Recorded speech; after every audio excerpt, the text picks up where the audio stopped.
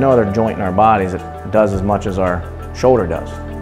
And so it requires a lot of work from those tendons that move our arm. So these wear out. Like other tendons in the body, they sometimes get degenerative over time. There's certainly acute injuries that occur. Someone falls or something of that nature, but most of the time it's a slow process. The hallmark is this night pain. They cannot sleep. It wakes them up. They have pain with motion, especially above shoulder activities. Most commonly it's a bursitis or tendonitis that causes the trouble, and usually with medications, possibly steroid injections and physical therapy, most patients are able to get better.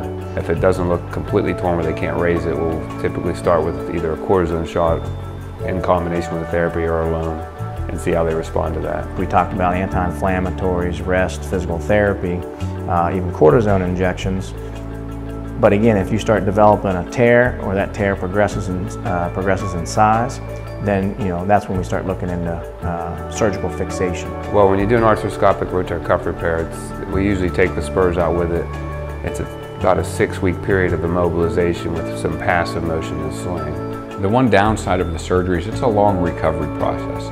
Even though we do it through a couple poke holes and it looks real nice, it takes people time to recover, usually in the realm of 3 months to a year, and people fall within a continuum.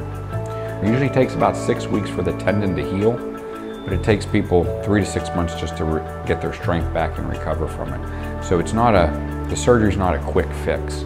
Surgery, most times we try to hold off as a last resort. I mean, there are times where there's certain things that come up that you certainly need it, and it may be the first thing, but that's more rare than, we usually try to stick to more conservative treatments if possible. Once that pain's gone, they're able to function better through the day, they're sleeping, they're happier.